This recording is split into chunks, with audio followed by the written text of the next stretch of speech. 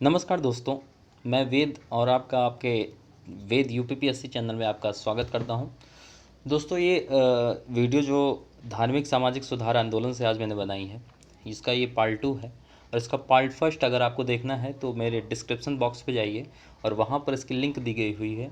आप वहाँ जाके इस वीडियो को आराम से देख सकते हैं और अपने नॉलेज में आप वृद्धि कर सकते हैं। दोस्तों ये पार्ट सेकंड है और इसमें यूपीपीएससी प्री 2020 से संबंधित और खंड शिक्षा अधिकारी बीईओ, चाहे वो आरओ का एग्ज़ाम हो, उसमें जो तथ्यात्मक प्रश्न आते हैं उससे बहुत ही ज़्यादा आपको तथ्यात्मक हो या विश्लेषणात्मक हो, दोनों प्रश्न आप बहुत ही अच्छे तरीके से इसको हल कर सकते हैं। तो चलिए आगे बढ़ते हैं ज़्यादा टाइम ना वेस्ट करते हुए। ब्रह्म समाज। दोस्तों मैंने पहले वीडियो में राजा राम मोहन राय के द्वारा जो जितने भी चीज़ें हुई थी, चाहे उनकी पत्र पत्रिकाओं का संचालन हो या फिर प्रकाशन हो, और उनका पूरा जीवन उन्होंने क्या क्या किया, कौन कौन से विश्वविद्यालय की स्थापना किसके सहयोग से करवाई, ठीक है। तो और ब्रह्म समाज की स्थापना, उनका एक जो महत्वपूर्ण कार्य था वो ब्रह्म समाज की स्थापना करना था, जो इन्होंने इसकी स्थापना 20 अगस्त 1828 में की थी। और इन्होंने किसके द्वारा, राजा राम मोहन राय के द्वारा इस ब्रह्म समाज की स्थापना 20 अगस्त 1828 को हुई थी। तत्पश्चात जब ये ब्रह्म समाज आगे बढ़ता हुआ चला गया तो 1843 में देवेंद्रनाथ टैगोर ने 1843 में ब्रह्म समाज का नेतृत्व किया। और देवेंद्रनाथ टैगोर के द्वारा ही 1839 में, सन बहुत ज़्यादा इम्पोर्टेंट है, सन किसी किसी एग्ज़ाम में पूछ लेता है कि हाँ तत्वबोधिनी सभा की स्थापना किस सन में हुई, होता है, पूछते ज़रूर हैं, फेमस क्वेश्चंस बन जाते हैं ये। तत्वबोधिनी सभा की स्थापना तो दोस्तों 1839 में हुई। इसके बाद पुनः 1856 में केशव चंद्र सेन के द्वारा इस ब्रह्म समाज का नेतृत्व केशव चंद्र सेन के द्वारा 1856 में हुआ। और 1865 में ब्रह्म समाज का केशव चंद्र सेन के नेतृत्व में आदि ब्रह्म समाज के रूप में विभाजन हो गया। देखो 1865 में जब ब्रह्म समाज का जो विभाजन हुआ था उसमें देवेंद्रनाथ टैगोर ने जो न्यासी की हैसियत से 1865 में ही केशव चंद्र सेन को आचार्य की पदवी से अपदस्थ कर दिया था।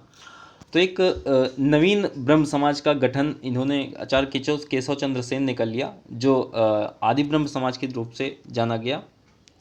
बाद में यही जो ब्रह्म समाज है वो भारतीय ब्रह्म समाज कहलाया। और जो देवेंद्रनाथ टैगोर के द्वारा जो ब्रह्म समाज की स्थापना हुई थी, देवेंद्रनाथ टैगोर जिसका नेतृत्व कर रहे थे, उन्होंने अपने ब्रह्म समाज को ब्रह्म समाज ही कहलाया। और इसमें सामाजिक सुधारों के अतिरिक्त स्त्रियों की मुक्ति, मद्य निषेध और दान देने पर अधिक बल दिया गया था। दोस्तों इसका जो पुनः विभाजन हुआ था ब्रह्म समाज का, आप देख रहे हैं ना कि इसकी स्थापना सर्वप्रथम राजा राम मोहन राय के द्वारा की गई, उसके बाद फिर देवेंद्रनाथ टैगोर के द्वारा 1843 में ब्रह्म समाज का नेतृत्व हुआ। तत्वबोधिनी सभा की स्थापना 1839 में की गई। 56 में इनका नेतृत्व केशव चंद्र सेन के द्वारा हुआ। और फिर एक विभाजन ब्रह्म समाज का हुआ तो आदि ब्रह्म समाज बना। आदि ब्रह्म समाज को भारतीय ब्रह्म समाज के रूप में जाना जाता है। तत्पश्चात 1878 में एक बार पुनः ब्रह्म समाज का विभाजन हुआ। तो विभाजन किस रूप में हुआ, परिणित हुआ, वो साधारण ब्रह्म समाज के रूप में इसका विभाजन परिणित हो गया। ठीक है, किसके नेतृत्व में? शिवनाथ शास्त्री और आनंद मोहन बोस। आनंद मोहन बोस के द्वारा। दोस्तों क्या हुआ था कि 1878 में जब भारतीय ब्रह्म समाज में पुनः विभाजन का स्वरूप हो गया था, तो इसमें क्या हुआ कि केशव चंद्र सेन ने इसमें रोल किसका सबसे ज़्यादा था? इसमें केशव चंद्र सेन का रोल सबसे ज़्यादा महत्वपूर्ण था, क्योंकि उन्होंने क्या किया कि अपनी 12 वर्षीय जो लड़की थी उसका विवाह बिहार के एक राजा थे, किसके? बिहार के एक राजा थे, तो उनके साथ करवा दिया। तो उस समय क्या हुआ था कि ब्रह्म विवाह एक्ट भी उन्होंने पारित करवाया था 1872 में आचार्य केशव चंद्र सेन ने। और एक समय छोटे बाल विवाह का उस समय ज़्यादा विरोध भी हो रहा था कि पहले एक कुरीति ही तो थी ये, तो कुरीति का विरोध करना ही इस समाज की, जो समाज की स्थापना होती है, कुरीतियों को विरोध करना ही तो होता है, चाहे वो बाल विवाह हो, चाहे वो स्त्रियों की मुक्ति से संबंधित हो या मद्य निषेध से संबंधित हो, आदि ये सब जितनी भी पर्दा प्रथा हो, सती प्रथा हो, ये सब जो समाज की स्थापना हुई इसीलिए तो हुई है। तो दोस्तों जब इन्होंने अपनी पुत्री का विवाह 12 वर्षीय पुत्री का विवाह जब बिहार के राजा से करवा दिया तो क्या हुआ कि पूरे ब्रह्म समाज में इनका जो स्थापित ब्रह्म समाज था, आदि ब्रह्म समाज जो कहलाया था, वो पूरी तरह से क्या हुआ, विखंडित हो गया, मतलब कि वो दो भागों में बट गया। पुनः वो जो ब्रह्म समाज दो भागों में बट गया तो शिवनाथ शास्त्री और आनंद मोहन बोस के द्वारा, शिवनाथ शास्त्री और आनंद मोहन बोस के द्वारा क्या हुआ, एक नया ब्रह्म समाज की स्थापना हुई 1878 में। किस नाम से? साधारण ब्रह्म समाज के नाम से इसकी स्थापना हुई। अब ये एक मेन पॉइंट आपको मिलता है कि आधुनिक भारत में जो ब्रह्म समाज था वो एक पहला मिशनरी आंदोलन था। मिशनरी आंदोलन आप लोग समझ रहे हो कि उसका प्रचार करना, भ्रमण करके उसका धर्म का प्रचार प्रसार करना, भ्रमण करके, वो मिशनरी आंदोलन कहलाया। तो केशव चंद्र सेन एक ऐसे प्रथम मिशनरी आंदोलन के प्रवर्तक थे जो धर्म का प्रसार करने के लिए भ्रमण करते रहे। तीनों समाजों में इनकी तरह कोई भी प्रमुख नेता उत्पन्न नहीं हुआ था। ये पहले नेता थे जो मिशनरी आंदोलन से संबंधित है, या फिर ब्रह्म समाज एक मिशनरी आंदोलन, पहला मिशनरी आंदोलन हुआ। और पहले मिशनरी कौन हुए? केशव चंद्र सेन हुए। तो ये फैक्ट बहुत इंपॉर्टेंट है आप लोगों के लिए, आप इसे याद रख करिएगा। तो चलिए आगे बढ़ते हैं। वेद समाज, वेद समाज भी इम्पॉर्टेंट है। इसकी स्थापना 1864 में मद्रास में हुई थी। एक बात आप याद रखना कि आपकी जो ये हिस्ट्री है, इसे एक आप जब पढ़ना कभी भी, आप कुछ लोग होते हैं कि ऐसा उनको हिस्ट्री में पढ़ने में ज़्यादा अच्छा लगना नहीं लगता है, बोरियत महसूस होती है, तो आप इसे अपने इमेजिन करके पढ़ें तो ज़्यादा बेटर साबित रहेगा मेरी ही नज़र से। आप जैसे किसी भी चीज़ को पढ़ रहे हैं, आप किसी भी चीज़ का नॉलेज ले रहे हैं इतिहास में, तो आप उसे इमेजिन करके पढ़ें, कल्पना करके पढ़ें कि ये सीधे सीधे मेरे सामने ही घटित हो रहा है, तो वो आप अच्छा रिस्पॉन्स उसमें आपको मिल पाएगा। तो 1864 में मद्रास में वेद समाज की स्थापना हुई। संस्थापक इसके कौन थे? संस्थापक केसरी धरालू नायडू थे, और केशव चंद्र सेन की प्रेरणा से ही इस समाज की स्थापना हुई थी। असल में क्या हुआ था कि 1864 में केशव चंद्र सेन मद्रास गए हुए थे और वहाँ लोगों को समाज को स्थापित करने के लिए प्रेरित किया कि वेद समाज की स्थापना करिए, आप धर्म की स्थापना करिए। तो इसके प्रारंभिक नेताओं में तो इसके जो प्रारंभिक नेताओं थे, जिसमें राजगोपाल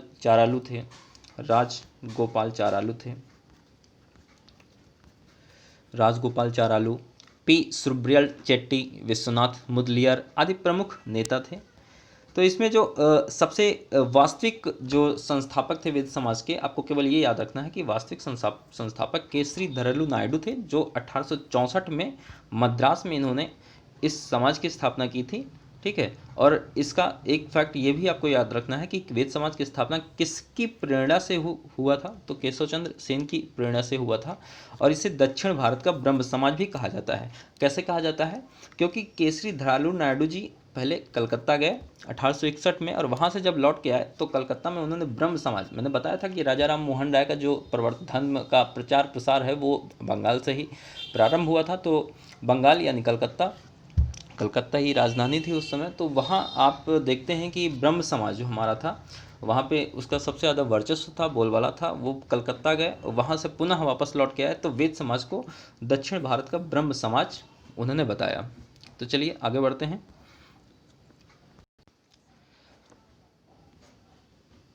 परमहंस मंडली,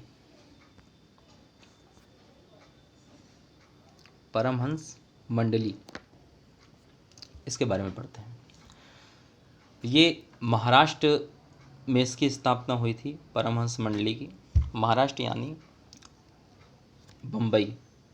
ठीक है, इसकी स्थापना सन 1849 और 50 के दरमियान में हुई थी। और आत्माराम पांडुरंग, बालकृष्ण जयकर, दादोबा पांडुरंग की सहायता से इसकी स्थापना हुई, जो एकेश्वरवाद और विश्व बंधुत्व की अवधारणा पे आधारित था। एकेश्वरवाद और विश्व बंधुत्व, है ना, समझ चुके होंगे एकेश्वरवाद विश्व बंधुत्व। और इसका जो ये 1860 तक आते आते इसका पूरा प्रभाव कम हो गया और ये मंडली 1807 में ही 60 में ही क्या कर दी गई, समाप्त कर दी गई। क्यों समाप्त कर दी गई? इसका एक कारण था कि वो ईसाई धर्म के अनुष्ठानों को बहुत अधिक नकल करने लगा था परमहंस मंडली। ये ईसाई धर्म के अनुष्ठानों को बहुत ही अधिक नकल करने लगा, उसी की तरह ट्रीट होने लगा। तो इसीलिए इस मंडली की स्थापना का प्रभाव कम होने लगा और ये पूरी तरह से समाप्त कर दी गई। आगे आपका आता है प्रार्थना समाज। प्रार्थना समाज भी आपका महाराष्ट्र में भी इसकी स्थापना बम्बई में हुई। कब हुई? 1867 में बम्बई में केशव चंद्र सेन की प्रेरणा से आत्माराम पांडुरंग के द्वारा इसकी स्थापना हुई प्रार्थना समाज की। 1869 में महादेव गोविंद रनाडे सदस्य बने। देखिए, प्रार्थना समाज के बारे में अगर कहीं भी आता है कि प्रार्थना समाज की स्थापना कहाँ की गई है, तो आपको इसमें दो ऑप्शन मिलते हैं, एक या तो महादेव और गोविंद रनाडे मिलते हैं या तो आत्माराम पांडुरंग मिलते हैं। तो आपको इसमें से दोनों में से कोई भी ऑप्शन आता है तो पहला आप आत्माराम पांडुरंग करेंगे, अगर वो नहीं है तो फिर आप किस महादेव गोविंद रनाडे करेंगे, क्योंकि इनके ही काल में सबसे अच्छी प्रसिद्धि अगर प्रार्थना समाज ने हासिल की है तो महादेव गोविंद रनाडे के काल में प्रसिद्धि इन्होंने हासिल की, प्रार्थना समाज ने हासिल की है। 1884 में महादेव गोविंद रनाडे के ही द्वारा डेक्कन एजुकेशन सोसाइटी पुणे में इसकी स्थापना की गई थी। 1884 में पुणे में डेक्कन एजुकेशन सोसाइटी की स्थापना की गई। 1891 में आपका विडो रिमैरिज एसोसिएशन की स्थापना इन्होंने की। किसने? महादेव गोविंद रनाडे ने। इसके पश्चात ही प्रार्थना समाज के द्वारा ही उससे प्रभावित होकर पंडित रमाबाई ने आर्य महिला समाज की स्थापना की। तो देखिए, ये फैक्ट्स जो हैं बहुत ही इंपॉर्टेंट हैं प्रार्थना समाज के बारे में। और आगे चलकर ही जब आर्य महिला समाज की इन्होंने स्थापना की, महिलाओं से संबंधित तो जो अनुयायी थे इनके, विधवा आश्रम, अछूतोद्धार या रात्रि पाठशालाएं जो भी था, इन्होंने इतनी सेवाएं संस्थाएं शुरू की, प्रारंभ की। इसी के परिप्रेक्ष्य में 1899 में प्रोफेसर डी.के. करवेत ने पूना में विडो होम की स्थापना की, विधवा आश्रम की स्थापना की। ठीक है। और उन्होंने फिर पुनः 1906 में आकर बॉम्बे में इंडियन वुमेन्स यूनिवर्सिटी, भारतीय महिला विश्वविद्यालय की स्थापना की। तो चलिए आगे बढ़ते हैं एक नए समाज की ओर। आर्य समाज। दोस्तों, आर्य समाज की जो स्थापना हुई 1875 महाराष्ट्र बम्बई में हुई स्वामी दयानंद सरस्वती के द्वारा। स्वामी दयानंद सरस्वती को भारत का मार्टिन लूथर किंग भी कहा जाता है। अब अगर इनके बारे में आपको डिटेल में जानना है तो मैं आपको इनकी जो इम्पोर्टेंट फैक्ट्स हैं स्वामी दयानंद सरस्वती के द्वारा आपको प्रोवाइड करा दूंगा। इनका जन्म मोरवी ज़िले में हुआ था, गुजरात में। इनका बचपन का नाम मूलशंकर था, स्वामी दयानंद सरस्वती का। और सबसे पहले जो इन्होंने इस ब्रह्म समाज की स्थापना की 1875 में की गई थी। आप देख ही रहे हैं, बॉम्बे में की गई थी। लेकिन 1877 को इन्होंने अपना मुख्यालय जो था 1877 को अपना मुख्यालय कहाँ स्थापित करवा लिया? लाहौर में। कहाँ करवा लिया? लाहौर में। आर्य समाज से संबंधित मैं बता रहा हूँ। इन्होंने ही, दयानंद सरस्वती ने ही वेदों की ओर लौटो का नारा दिया। वेदों की ओर लौटो का नारा किसने दिया? बहुत इंपॉर्टेंट क्वेश्चन है, एग्जाम में आता भी है। वेदों की ओर लौटो का नारा स्वामी दयानंद सरस्वती ने किया। और वर्ण व्यवस्था का सबसे फैक्ट जो इम्पॉर्टेंट है, इन्होंने वर्ण व्यवस्था का समर्थन किया। क्या किया? इन्होंने वर्ण व्यवस्था का समर्थन किया। दयानंद सरस्वती ने वर्ण व्यवस्था का समर्थन किया। तो चलिए आप आगे बढ़ते हैं। रामकृष्ण मिशन, ये है आपका रामकृष्ण मिशन। 1897 ईस्वी में स्वामी विवेकानंद के द्वारा कोलकाता के पास बारानगर में रामकृष्ण मठ की स्थापना हुई। तत्पश्चात वेल्लूर में, देखिए, रामकृष्ण मठ की स्थापना 1897 में रामकृष्ण मठ की स्थापना हुई। उसी के तत्पश्चात रामकृष्ण मिशन की स्थापना कहाँ पर हुई?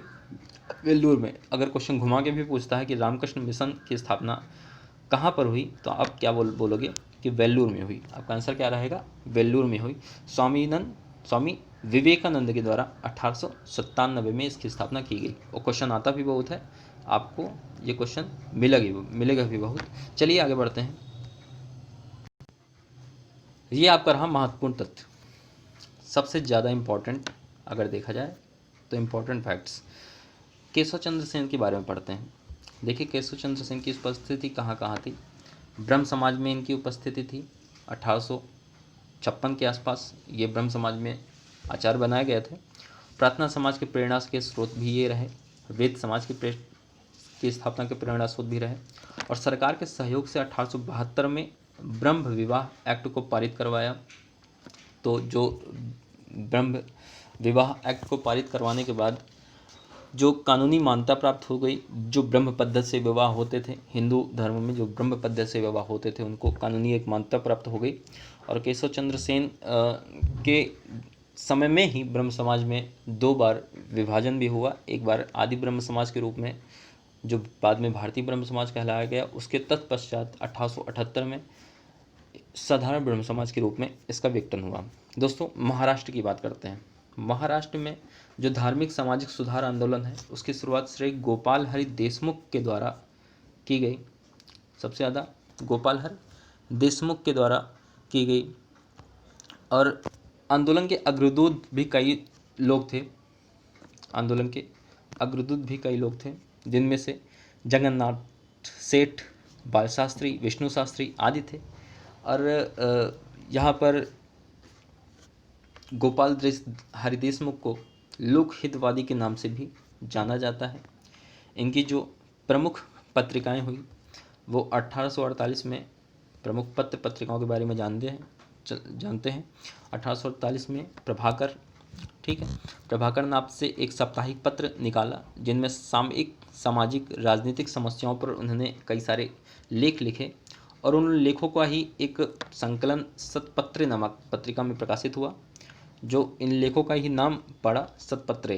प्रभाकर में जो सामाजिक धार्मिक सामयिक जो घटनाएं होती थी, अगर वो जो छापते थे गोपाल हरि देशमुख, तो उनका एक जो संकलन हुआ वो सतपत्रे के नाम से कहलाया। गीता तत्व का इन्होंने संपादन किया, प्रकाशन किया। और सुभाषित 1878, दोनों गीता तत्व और सुभाषित कब किया? 1878 इन्होंने प्रकाशन किया। और इन्होंने जाति पाति के भेदभाव को मिटाने के लिए यहाँ पे रॉन्ग लिखा हुआ है, जाति भेद नामक पुस्तक भी लिखी। तो ये आपका इम्पोर्टेंट फैक्ट्स ये थे।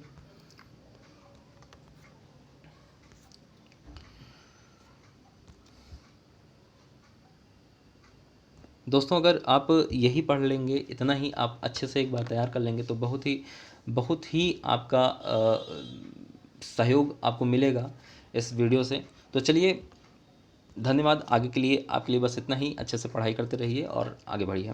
और हाँ, एक चीज़ और, चैनल को सब्सक्राइब कर लें और नोटिफिकेशन बेल को भी दबा लें कि नई वीडियो की अपडेट आपको मिलती रहे। और टेलीग्राम चैनल से आप अगर जुड़ना चाहते हैं पीडीएफ्स के लिए तो आप आइए ज़रूर, मेरे टेलीग्राम लिंक्स पे आप जाइए और उस चैनल से जुड़िए, जिससे आपको पीडीएफ भी मिलती रहे। धन्यवाद।